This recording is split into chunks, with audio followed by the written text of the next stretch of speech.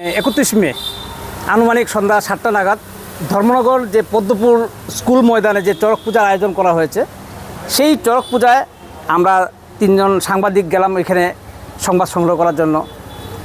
সংবাদ সংগ্রহ করতে করতে আমরা যখন বিভিন্ন ছবি তুলছি, সেই সময় দেখা গেল একটা সাইডে ওই চড়ক গাছ যেখানে ঘুরে তার ঠিক সাইডে জুয়া খেলা চলছে। সেই জুয়া খেলার ছবিটা যখন আমরা তুলতে যাই, তখনই হঠাৎ করে কয়েকজন দুষ্কৃতীরা, ওইখানে উপস্থিত থাকা কয়েকজন দুষ্কৃতী আমাদের উপরে প্রথমে আক্রমণ করে। আমরা নিজেদের আত্মরক্ষার জন্য সামনে দাঁড়িয়ে থাকা পুলিশ প্রশাসনের কাছে আমরা গিয়ে সাহায্য নিতে চাই, কিন্তু দেখা গেল আমরা যখন পুলিশের কাছে সাহায্য নিতে গেলাম, তখন 2 জন আধিকারিক ছিলেন, নিকুঞ্জ মালাকার এবং তপন দাস, 2 জন আধিকারিক ছিলেন। ওনাদের পিছনে ছিলেন অন্যান্য স্টাফরা, টিএসআর জওয়ানরা, তারা ছিলেন। আশ্চর্য, নিকুঞ্জ দেবনাথ সম্ভবত। আশ্চর্যের ব্যাপার, পুলিশের সামনে আমাদেরকে প্রচণ্ড মার মারলো। পুলিশ একটা বারও এগিয়ে আসলেন না, নীরব দর্শক ভূমিকা, পুরো নীরব দর্শক। কারণ জুয়ারিরা ভাবলো তাদের ছবি আমরা তুলে ফেলেছি, এখন এই ছবি ভাইরাল হয়ে যাবে, যেই কারণে আমাদের উপর আক্রমণ করলো। শুধু অবাক লাগে, পুলিশ প্রশাসন তাহলে কার জন্য?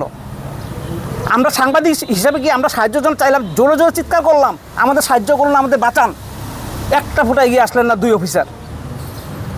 এটাই তার পরবর্তীতে কোনো ক্রমে বাঁচিয়ে এখান থেকে বেঁচে গিয়ে বাইরে গিয়ে এসপি স্যারের কাছে প্রথম ফোন করলাম, উনিও ব্যবস্থা নিলেন। তারপর অরিত্রকে সবচেয়ে বেশি আক্রমণ করে, উনিও কোনো রকমে সেখান থেকে বেরিয়ে এসে আমরা থানায় আশ্রয় নিই। পরবর্তীতে আমরা মেডিকেল করাই। আজকে আমরা এই মুহূর্তে এখন ধর্মনগর থানায় এসে লিখিত অভিযোগ করলাম, যেহেতু আমরা দুষ্কৃতীদের চিনতে পারিনি, কারণ প্রচুর জনসমাগম ছিল। সেই জায়গায় 5-6 জন দুষ্কৃতিকারী আমাদের উপরে এই আক্রমণটা করে, মানে প্রচণ্ড মারধর করে, প্রচণ্ড। এটা ভাষায় বলা যায় না, কিন্তু পুলিশ আধিকারিকের যে উপস্থিত থেকে আমাদের যেভাবে যে দিকে খালি চেয়ে থাকলো, কোনো এগিয়ে আসলো না, খুব দুঃখের ব্যাপার এই জিনিসটা। আপনারা কয়জন ছিলেন? আমরা 3 জন ছিলাম। কি নাম? আমি পার্থসারথী দাস, ছিলেন অরিত্র সেন, ছিলেন খায়রুল হাসান। আমরা 3 জনই আমরা 3 জন ছিলাম। এইটুকু। কি দিয়ে আক্রমণ করেছিল? তার হাত দিয়ে, কিন্তু অন্ধকারে তাদের হাতে আর কিছু ছিল কিনা আমরা ঠিক জানতে পারিনি। প্রকাশ্যে পুলিশের সামনে বেধড়ক মারধর করেছে, এবং সবথেকে ওইটাই দুঃখজনক বিষয় যেটা হচ্ছে যে মানে পুলিশ সামনে থাকা পর্যন্ত মানে এই যে মারলো, মানে সেটাই সবথেকে দুঃখ বিষয়। পুলিশ একদম নীরব দর্শক ভূমিকা পালন করেছে। ওনারা কোনো রকম মানে এখান থেকে স্পট থেকে চলে যান, কিন্তু আমি কোনো রকম মানে যেতে পারিনি।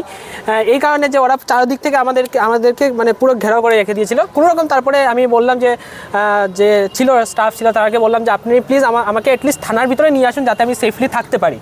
তারপরে আসার পরে আজকে আমরা থানায় অভিযোগ করলাম, ধর্মনগর থানায়। পুলিশ প্রশাসন সেখানে দাঁড়িয়েছিল এবং জুয়া চলছিল, সেই ব্যাপারে আপনারা মানে কি? হ্যাঁ, সেটাই। যখন আমরা মানে স্টাফদেরকে এসে বললাম যে এখানে প্রকাশ্যে জুয়া চলছে, তারা আমাদের উল্টে বলছে যে কোথায় জুয়া চলছে, আমরা তো দেখতে পাইনি। এইটার ভিডিও ফুটেজ সম্পূর্ণ আমাদের কাছে আছে, এবং আধিকারিকরা বলছেন কোথায় জুয়া, অথচ তাদের সামনে জুয়া খেলা চলছে। এবং সব থেকে বিষয় হচ্ছে, যখন আমরা রেকর্ডিং করছিলাম আমাদের ফোন পর্যন্ত ছিনিয়ে নেওয়া হয়। এগুলো সমস্ত ফুটেজ আমাদের কাছে আছে, সেটা আপনাদের সামনে দেখানো হবে। আপনি মেডিকেল করেছেন? হ্যাঁ, আর পাশাপাশি আরেকটা ব্যাপার যেটা উল্লেখ করতে চাই, আমি যখন হাসপাতালে চিকিৎসা চলছে, ডাক্তার যখন আমাকে দেখছে, তখন আমি খেয়াল করি আমার গলায় যে চেইনটা, এটা পর্যন্ত নেই।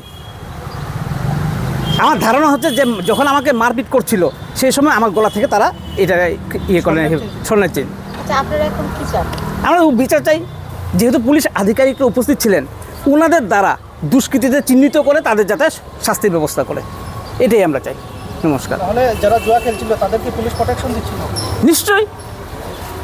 নাহলে পুলিশের সামনে বলছে, আর পুলিশের আধিকারিকরা আমাদের বলছে কোথায় জুয়া। বেশি হলে 10 মিটারও হবে না যেই জায়গায় ঘটনা।